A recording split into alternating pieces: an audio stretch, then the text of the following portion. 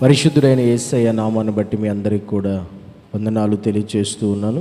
దేవుని సన్నిధిలో పరిశుద్ధ గ్రంథము నుంచి సామెతల గ్రంథము 4వ అధ్యాయము 23వ వచనం, నీ హృదయములో నుండి జీవధారలు బయలుదేరును కాబట్టి అన్నిటికంటే ముఖ్యముగా నీ హృదయమును భద్రముగా కాపాడుకొనుము.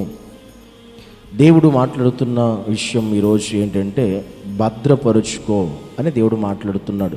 దేన్ని భద్రపరుచుకోవాలి మన జీవితంలో అన్నింటికంటే నీ హృదయంలో నుండి జీవధారలు బయలువేరలు కనుక కాబట్టి అన్నిటికంటే ముఖ్యముగా నీ హృదయమును భద్రముగా కాపాడుకోమన్నాడు దేవుడు. ఈ లోకంలో మనిషి కాపాడుకోవాల్సినవి కొన్ని ఉన్నాయి. అన్నిట్లో ముఖ్యమైనది ఏంటని బైబిల్ చెప్తుందంటే మనిషి యొక్క హృదయం చాలా ప్రాముఖ్యమైనది. ఎందుకని అంటే మనిషి ఏది చేయాలన్నా హృదయం అంగీకరించాలి, హృదయం ఒప్పుకోవాలి. హృదయం అంగీకరించకుండా మనిషి ఏది చేయలేడు. అందుకే మనిషి జీవితంలో ప్రాముఖ్యమైనది హృదయం.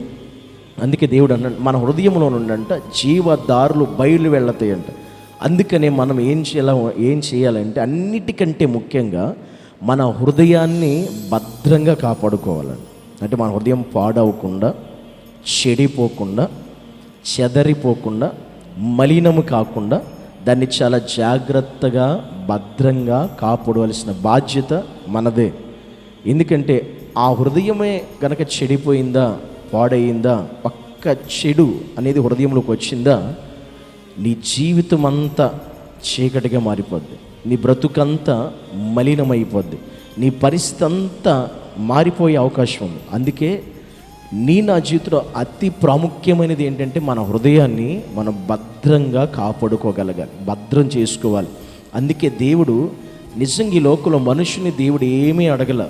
మన ఆస్తిని అడగలేదు, మన బంగారాన్ని అడగలేదు, మన వెండిని మన డబ్బును అడగల, లేదా మన స్థలాలు, ఇల్లు ఏమి దేవుడు మనల్ని అడగల. ఒకటే అడిగాడు మనిషిని, నా కుమారుడా నీ హృదయము నాకిమ్ము అన్నాడు దేవుడు. అంతే, అంతకు మించి దేవుడు మనల్ని ఏం అడగట్లేదండి. ఎందుకంటే ఆ హృదయమే దేవుడికి కావాలి. దేవుడికి కావలసిన హృదయం నీలో ఉంది. ఆ హృదయాన్ని మనం ఈ లోక సంబంధమైన విషయాలకి, ఈ లోక సంబంధమైన మాటలకి, ఈ లోక సంబంధమైనటువంటి పరిస్థితులకి దాన్ని మలినం చేసేవారు ఉండకూడదు, పాడు చేసుకోకూడదు. అందుకే నీ హృదయం భద్రంగా ఉండాలి, నీ హృదయంలోకి ఏ చెడు వెళ్ళకూడదు. అందుకే ఇర్మియా గ్రంథంలో దేవుడు భక్తులు అన్నిటికంటే ఈ లోకంలో బహు భయంకరమైన వ్యాధి కలిగింది ఏంటంటే హృదయమే అనే మాటను ఇర్మియా భక్తుని ద్వారా దేవుడు మాట్లాడతాడు. బహు వ్యాధి కలిగింది ఈ లోకంలో ఏదైనా ఉంటే అది మనిషి యొక్క హృదయమేనంట, మనిషి యొక్క హృదయమే. అందుకనే ఆ హృదయాన్ని జాగ్రత్తగా కాపాడుకోవాలి. జాగ్రత్తగా అంటే ఎగ్జాంపుల్గా మీరు ఆలోచించండి, మనిషికి హార్ట్ అటాక్ రానంత వరకు బాగానే ఉంటుంది పరిస్థితి. ఒక్కసారి హార్ట్ అటాక్ ప్రాబ్లం వస్తే ఇక ఆ మనిషి పరిస్థితి ఎప్పుడు ఎలా ఉంటుందో, ఏ రీతిగా ఉంటుందో తెలీదు, అర్థం కాదు, ఏం చెప్పలేము. అది రాకుండా జాగ్రత్త పడినంత వరకే పరిస్థితి బాగుంటుంది.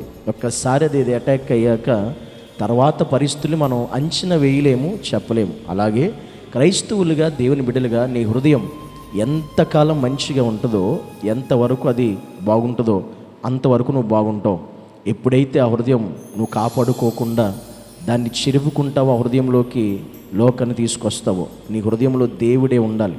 నీ హృదయాన్ని దేవుడికి ఇచ్చే, అప్పుడు దాన్ని దేవుడు బాగు చేస్తాడు. దాన్ని ఎలా నడిపించాలో నడిపిస్తాడు. అందుకే ఈరోజు చాలామంది హృదయాలు పాడు చేసుకునేటువంటి కుమార్తెలు ఉన్నారు, కుమారులు ఉన్నారు. చాలామంది హృదయాలు వారి దగ్గర ఉండవు, ఎవరికి ఇచ్చేసామన్నట్టుగా బతుకుతూ ఉంటారు. కొంతమంది నా హృదయం నా దగ్గర లేదనే వాళ్ళు కొంతమంది ఉంటారు. మరి ఎక్కడుందంటే ఎవరికో ఇచ్చేసానంటే మాట్లాడుతూ ఉంటారు కొంతమంది. ఇవన్నీ కూడా ఈ లోక సంబంధమైనటువంటి పరిస్థితులు అందుకనే నీ హృదయం నువ్వు ఎవరికి ఇవ్వకూడదు. ఇచ్చే పరిస్థితి నీకు వస్తే దేవునికి ఇవ్వాలి. ఆ హృదయం కూడా, దేవునికి ఇచ్చే హృదయం కూడా పరిశుద్ధంగా, మలినము లేనిదిగా, అది దేవుని చేత నడిపించబడేదిగా ఉండాలి. అందుకే అన్నిటికంటే ముఖ్యమైనది నీ హృదయం. ఎందుకంటే నీ హృదయంలోండి జీవధారలు బయలు వెళతాయి. కనుక మన హృదయాన్ని మనం భద్రంగా కాపాడుకునేటువంటి క్రైస్తవులుగా, దేవుని బిడ్డలుగా ప్రతిదినము ఆయన ఎదుట మన హృదయాల్ని సమర్పించేటువంటి వారిమై ఉండునట్లుగా దేవుడు మనల్ని నడిపించి సహాయము చేయునుగాక. ఆమేన్. పరిశుద్ధుడా నీకు వందనాలు యేసయ్య. నీ సన్నిధిలో మా హృదయమును నీకు సమర్పించేవారిగా, మా హృదయమును మీకు ఇచ్చేటువంటి వారిగా మమ్మల్ని సిద్ధపరచండి, సహాయం చేయండి, కృప చూపించండి. ఆ రీతిగా నీవే మమ్మల్ని నడిపించి అనుదినము మా హృదయమును భద్రం చేసుకునే ఆ కృప నీవే దయచేయమని యేసు నామములో ప్రార్థిస్తున్నాము తండ్రి. ఆమేన్.